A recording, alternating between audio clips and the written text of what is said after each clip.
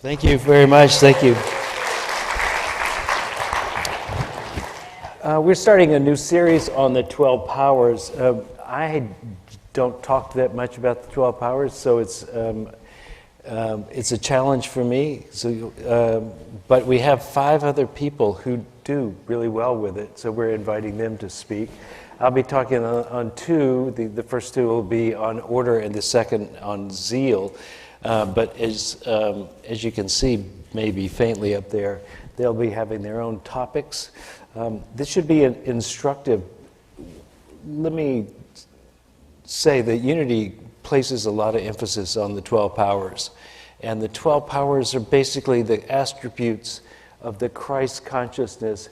And our idea with focusing on the 12 powers is that we break it down, the Christ consciousness, into 12 different aspects, and focusing on those, we get a chance to grow those and become more of who we have come here to be. So that's the idea. But first, let me start with a story. There were these 2 lawyers who were hoping to get lunch, and they went to a nice deli, and they were sitting there waiting, and service was way slow. So they opened up their respective briefcases and pulled out sandwiches they already had and started eating them. And the proprietor comes around from behind the counter and says, "You can't eat your own sandwiches in this place." And so the 2 lawyers looked at each other and exchanged sandwiches.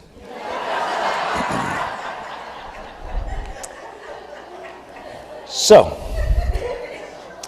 let's start with the big picture. The big picture in Unity is essentially that we are really made in the image and likeness of God. And that image and likeness of God, when it's made in the human form, is called the Christ consciousness.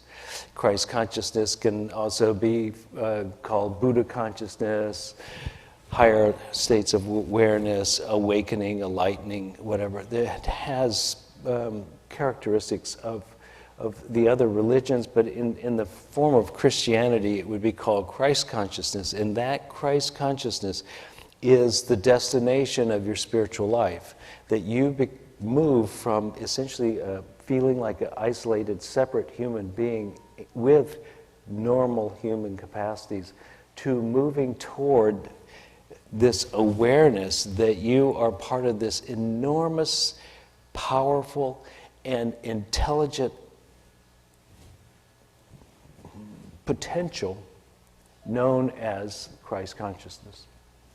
And when you open to it and utilize it, then things that you probably wouldn't have expected you could do.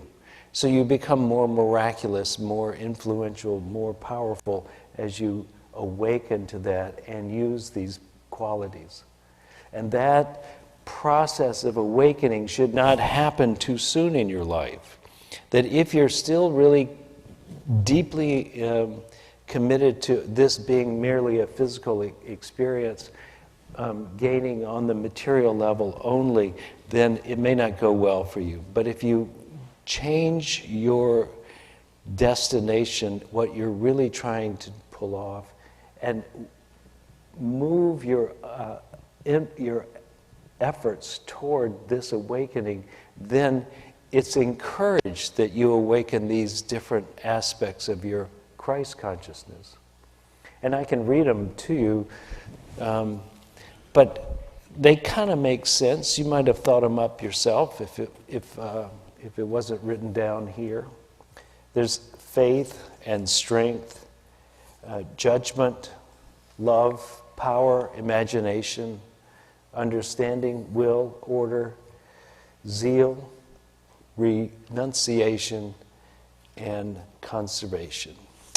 I would like to say that since we're doing order today, part of the good order of this is that order is what organizes all of it. So you get kind of an overview with that. And I would like to start talking about Unity's idea about the 3 phases of mind. Now, in Unity speak, we're mostly mind. we're more mind than we are body. We're more consciousness than we are body. And that consciousness can be broken into 3 layers. So when I do this in a new members class, I usually do a big circle and then draw 2 lines across it. And at the top, there's a superconscious mind connected with the one presence, the one power, the one that has that deep intuition, the one that is clearly not just normal, but is actually has profound understanding, wisdom, etc. Superconscious mind. And then you have normal conscious mind, and then at the bottom you have subconscious mind. And the process of the odd thing about this diagram is that so much of what we are ruled by is not by the superconscious mind so much as our subconscious mind until we clean it up. I was in India doing spiritual retreat, and they said, your mind is just a cesspool. And if you think about it, all the stuff that we have experienced just drops into the subconscious mind and resides there, kind of like a cesspool. Holding it all there, it marinates, and many of the things we do and say unconsciously happen automatically, that we do by habit, are in that unconscious mind. And that can be artful or it can be quite foolish, right? So many people feel, let's say, what is your baseline feeling for the day? Or most days. That's all right there. What do you usually feel like? You wake up in the morning and you're happy and chirpy and ready to go and don't even need a cup of coffee and everybody hates you? Yeah, that, if you were that kind of person, your unconscious mind probably is pretty clean and pristine, at least at that moment. But most of us come with baggage, and we come with baggage into our relationships, and we come with baggage into our job, into how we drive our car, the very way we brush our teeth is all programmed in there. And to awaken, one needs to clean the unconscious mind, because the superconscious mind is doing fine. Always has been, always will be. And the conscious mind is so influenced by the subconscious mind, and it also influences the subconscious mind. But this is where the work is. This is where we do our work. At the conscious level, we make decisions that will be remembered in the subconscious mind. When we're awakening, we make decisions that we want in the subconscious mind. We say good things to ourselves. You know, Unity is always talking about affirmations and denials, and this is at the conscious level. We say an affirmation, let's say the one that I've used the most is I am prosperous. You say that affirmation and it drops into the subconscious mind. And if it is encountering I am not prosperous, or I am poor, or the world is a dangerous place, or any of those things, then it is not necessarily finding fertile ground, but will find that if you keep feeding it, it will become like your gut flora, the dominant biome. Whatever you keep feeding in there, it's in the gut, and its biome is very much like the subconscious mind. If it's been fed sugar and bad bacteria, it's not going to be that cool in there. But if you do your probiotics and you eat a lot of fiber, etc., if you're completely boring in the way you eat, it's going to be great. And if you repeat your experiences on a conscious level over and over by consciously saying the words to yourself, like I am happy, I am peaceful, I am love made manifest. As you say those words of affirmation, you begin to change the flora of your subconscious mind. And that is the process of cleaning up. Ken Wilber says basically there's growing up, cleaning up, and showing up. If you don't clean it up, there's a really good chance even what you think when you've grown up, you really haven't. So the process of consciously changing what's in your subconscious mind is not a waste of time. Remember how hard it was to learn how to tie your shoes, but you do it automatically now. The rest of your life could be like that, or is like that. Really, we do most of it that way, don't we? Whatever we do. Have you ever noticed how you brush your teeth? Every day, just the same, right? Maybe a little jazzier one day than the other, but basically the same, right? So let's say that you have this fantastic potential in the superconscious mind. You have these divine ideas or aspects of your Christ consciousness here. The trick is to get that all the way through your being so that it is who you are, top to bottom. And when that happens, that's when the magic begins. That's what Charles Fillmore would say caused Jesus to be able to do miracles, is that the conscious mind and the subconscious mind were completely ruled by the superconscious mind. And that superconscious mind, again, is the part that is always in constant contact with the one presence, one power, many people call God.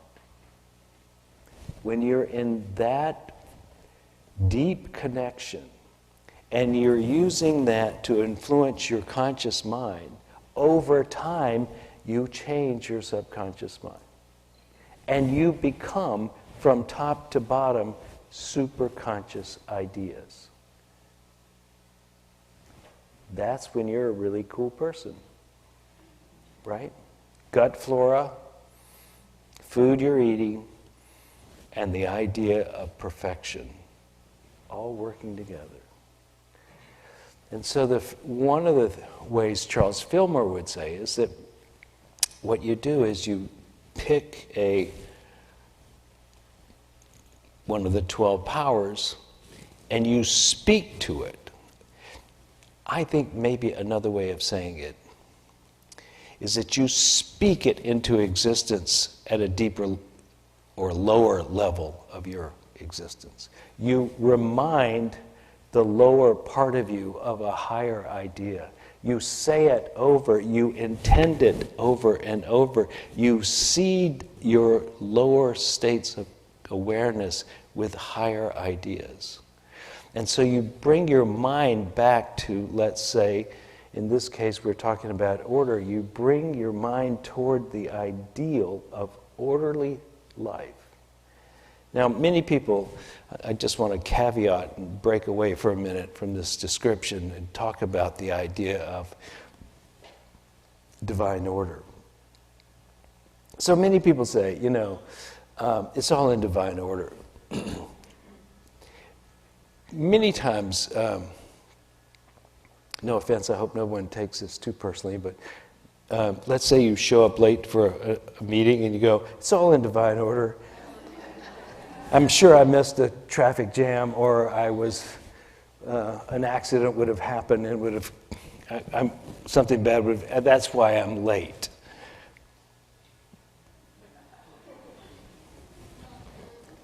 Super idea or BS? And so the question is, what is divine order? And according to Unity understanding, the divine order is the order in which things are created. Mind, idea, expression. So there is the mind, which is essentially there is consciousness. In that mind is an idea, and that has an outpicturing in the manifest world. Mind, idea, expression is the order of creation. And so a divine order of creation is mind, idea, expression, not I'm late and it was a really good thing. So we take this mind idea. The mind is holding these super ideas in the superconscious. The mind is holding that. We ideate it, we think about it long enough to bring it into expression. It is a way of bringing it from above to below.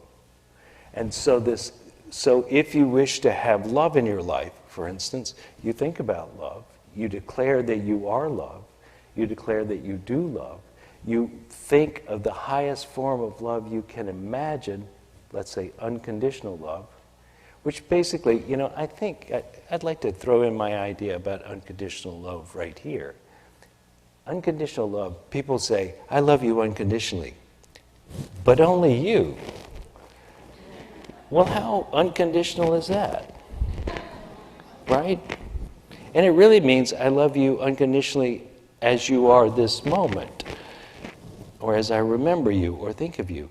Really, it's not that unconditional. Unconditional love has no direction. It is love itself. And so your highest form of love would be something that is not really pointed at a single individual or idea, but instead loves, which is a state of awareness which has very different qualities than I want, need, and am attracted to you. Right? It is a blessing on the whole world. And so this unconditional state could be your highest, your superconscious idea of love, and that you hold your mind to, and that is what you begin to infuse your lower states of awareness into your unconscious, and it becomes radicalized toward another way of being in the world. So if you imagine, we'll use love again. So love is, you have this beautiful idea of love. You move into the world. You're driving on the highway. Someone cuts you off and maybe even endangers your life by reckless driving or whatever. But you don't go, oh, that. You don't go into that. You stay with the pleasant state of mind. You hold steady in your driving. You don't return the favor. You are a good citizen, and you don't even have to try. That's bringing the higher states of awareness down to the lowest levels. And when you're vertically integrated with your highest ideals, and they become natural to you, then your life begins, the promise is that your life begins to unfold according to highest ideas, not according to your conditioning, not according to what happened to you in your childhood, or where you failed in high school, or your first marriage, or whatever it is, right? You move according to that. I remember when I was first starting my conscious idea of trying to awaken, I was listening to a teacher of mine, and the teacher was talking about healing to another teacher, and said, once you really get this down, you can heal in an instant. And with that, they're at dinner, with that, the waiter pours, accidentally, hot water on the guy's hand. And the teacher said, well, that didn't take long for you to try that experiment. And so, in that moment, the other guy has a chance to awaken to his ability to heal. Right? It is in that was fast. And so it is when you're in tune with your higher self. Things can happen quite quickly. The lessons can come more easily. The success can come more rapidly. I'll give you a counterpoint example. Lately I have had because y'all know I'm leaving, maybe some of you know at least, I'm leaving for a few weeks to go to Canada. And some of you also know I own some properties that I usually rent. And I've been trying to get them up and running. And so I'm trying to do my job. I'm trying to get ready to go. And I'm trying to renovate and rent. I need divine order in here. Yes. Really badly. But I have been caught at the level of effort. You know that one? Where it's all effort, no grace.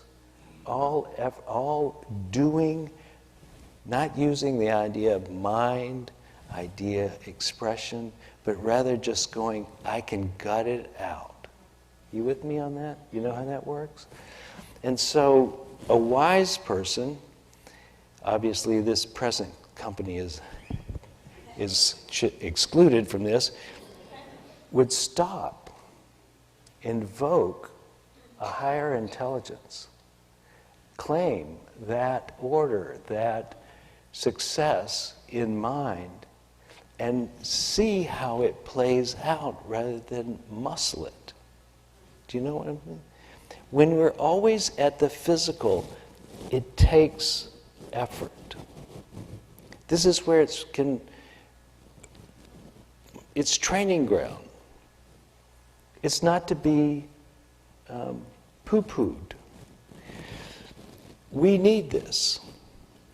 And as long as we're at this level, don't go messing with the higher ideas. Stick with this until it's time for you to move into another way of doing things. Because Fillmore says this will mess you up, bringing this in and trying to use higher powers to do your self-aggrandizement. Wait until you kind of have that down, and then draw on that into a higher experience, and let that draw your whole life into that experience, and be drawn into a higher, more clear experience of your Christ nature. But don't try to force don't ask God to do your work. If you're going to be living over here, live over here.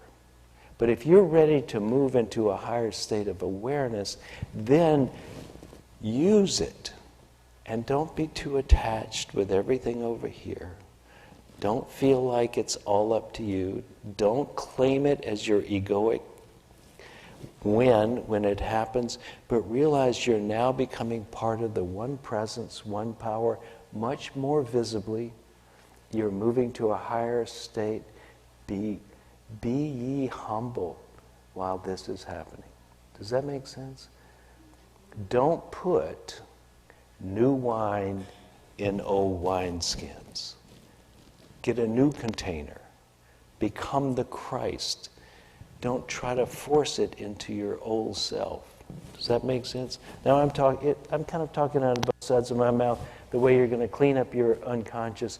But remember what your motivation is. If your motivation is selfish, don't do it. If your motivation is more general and holistic for you and everyone else, invite the power of the divine to move through your life in such a way that it transforms everything. And you become, to the best of your ability, the Christ of your generation. Become that. It is your inheritance anyway.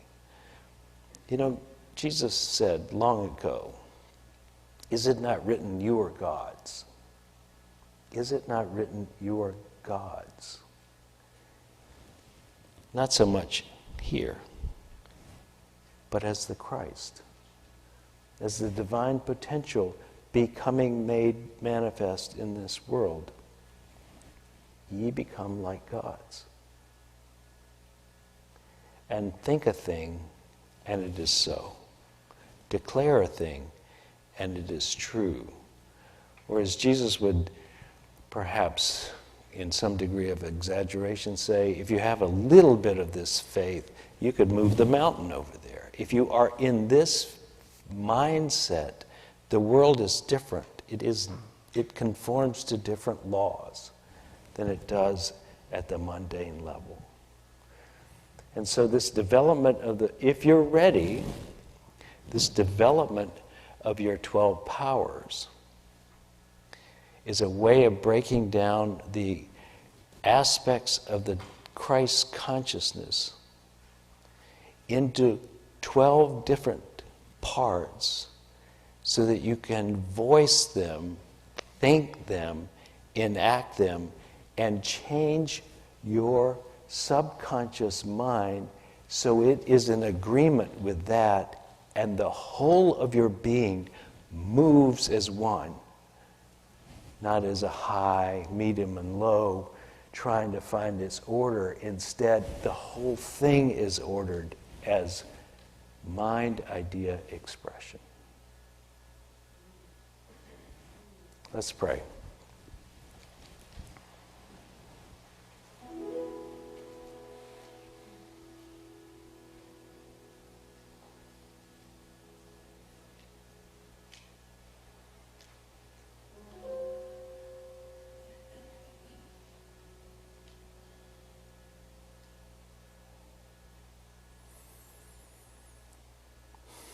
As we sit here, let us contemplate our readiness. Has our ego been satisfied enough that it will turn and ask the one presence to be in charge? Has our need for personal fulfillment been met enough that we can realize that only through win-win, everyone rising on a sea of good, that we will be happy and fulfilled? Have we moved to the place where we care as much about others as we care about ourselves? And if so,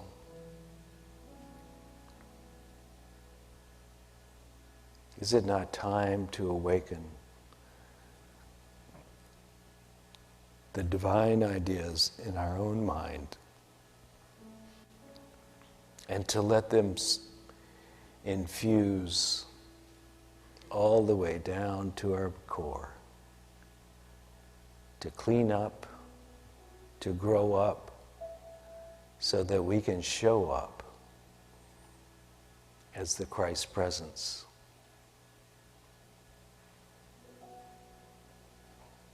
It's a big challenge.